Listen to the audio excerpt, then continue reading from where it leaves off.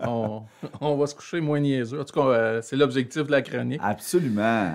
Allons-y donc avec la littératie financière. Ben oui. La littératie, là, c'est quoi exactement? Ben, en fait, c'est la capacité à lire, à comprendre et à utiliser l'information écrite dans la vie quotidienne. Donc, c'est ça. C'est bon, juste ça. C'est bon. pas très compliqué. Oui. Je vais te donner un petit exemple pratico-pratique. Je vais te lire un petit bout de texte, Bruno, vite, vite, vite. C'est juste une belle grande phrase. OK? Je vais te lire la chose suivante. Dans l'état actuel de la mise en œuvre de l'étude, virgule, les ratios de fonds propres de banque ont augmenté car la croissance des fonds propres de catégorie 1 a dépassé l'augmentation des actifs pondérés en fonction des risques, selon le rapport. Point. Oui! Peux-tu m'expliquer ça en français? Non! Non, bon ben, c'est ça la littératie financière. C'est ça! C'est de comprendre. Ben oui, mais là, on peut pas tout comprendre ça, là. Ben oui, ben c'est du japonais. Ouais, Pourtant, c'est des articles qui sont écrits en français, qui sont expédiés quotidiennement par des gens très sérieux. OK? Je ne nommerai pas l'article là, exactement, là, juste pour ne pas leur nuire. L'idée dans ça, je te mets en contexte. OK? C'est quoi? Pourquoi qu'on s'attaque à la littératie financière? Tu sais qu'on s'attaque vraiment à ça suite à une étude qui a eu lieu au début des années 2010, 2011, 2012. OK? À ce point qu'on a même formé un mois de la littératie financière. Et puis, est-ce que tu sais c'est quel mois la littératie financière au Canada?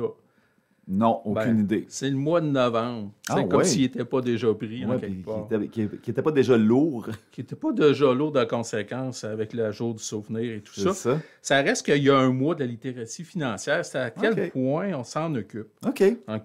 Donc, il y a une étude en 2021 qui a démontré que 46 % de la population n'atteignait pas le niveau 3 en matière de littératie. Ben oui. Ben ouais, c'est évident. Là, tu vas me dire, c'est quoi le niveau 3, Patrick?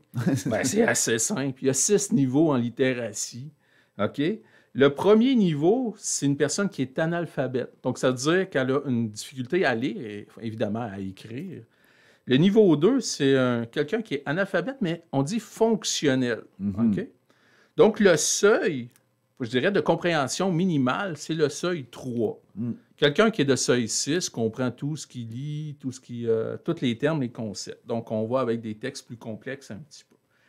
Donc, ça veut dire que la moitié de la population est en dessous du seuil 3, là, du niveau 3. Là. Donc, c'est un petit peu embarrassant de savoir que les gens qui écoutent les nouvelles le soir ne comprennent pas à moitié. Là. Donc, une personne sur deux dans le salon là, mais là, on parle de saisit pas bien ce qui se passe. Dans la littératie financière.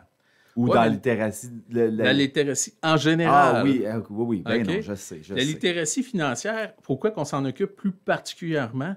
Ben, c'est parce que tout le monde est touché par l'économie, par les finances. OK?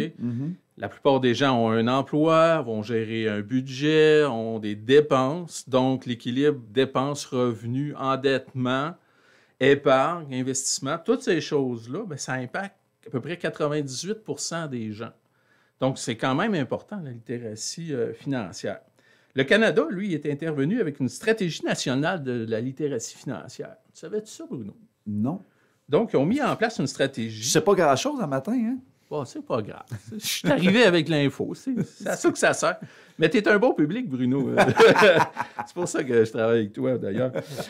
Donc, la stratégie nationale de littératie financière a été mise en place au niveau canadien. Hein, c'est un programme canadien en 2021. Donc, c'est un plan quinquennal, donc de 2021-2026. Donc là, évidemment, il y a des objectifs, des stratégies, des choses comme ça à appliquer. Et puis, au Québec, ben, nous autres aussi, hein, on n'est pas plus cocombes que les autres. Nous autres aussi, on a un programme. Nous autres, notre programme s'appelle la Stratégie québécoise en éducation financière. Donc, le dernier plan d'action date de 2024-2026. Puis là, il y a pas mal de monde autour de la table. Il y a l'Autorité des marchés financiers, il y a l'Office de la protection du consommateur, il y a Retraite Québec, Revenu Québec, il y a la Commission des normes des équités de la santé et de la sécurité. OK, bon, je ne sais pas c'est qui cet organisme-là, mais bon. Mettons qu'elle a un grand titre. Pourquoi qu'on fait ça? Bien, écoute, les impacts de la faiblesse en matière de littératie, c'est énorme. OK? On fait des liens avec le taux de diplomation, par exemple. On fait des liens avec la productivité au travail, l'engagement social. Tu sais, une personne qui lit des articles, des entrevues, qui écoute des choses puis qui ne comprend pas ce qui se passe, peut difficilement s'engager socialement, je dirais, dans la bonne direction, OK? Ou dans une direction qui a été raisonnée sur des valeurs, OK? Ainsi que le choix de l'autodétermination. On se rend compte qu'il y a des gens, par exemple, qui vont prendre de mauvais choix pour eux-mêmes, qui vont faire des choix financiers catastrophiques. Ben, catastrophiques. En fait, des choix financiers qui ont des impacts négatifs. Qui nous mènent souvent dans des situations compliquées. Je rencontre plusieurs personnes, moi, qui des fois, qui se demandent s'il faut qu'ils déclarent faillite, par exemple. Mais tu sais, des fois, c'est des suites de mauvais choix qui nous amènent là. Effectivement, une faillite, là, et de mauvaises informations. Oui, en fait, une faillite, là, c'est rarement le fait d'une décision. C'est le fait d'une multitude de décisions mises ensemble qui s'en vont dans la mauvaise direction. Oui, effectivement. Donc, je voudrais terminer avec ça, Bruno, si tu le permets. Oui. Je vais te poser une petite question. Ah oui, qui était dans l'étude pour mesurer les compétences financières. OK? Donc, à quel niveau je vais me trouver? T'es où? T'es-tu un 2, un 3, un 6 comme niveau de littérature? Je suis prêt. OK, la réponse se répond par vrai ou faux. Je suis stressé. OK, on y va. Moi aussi, je le serai à ta place. L'intérêt... OK, écoute bien.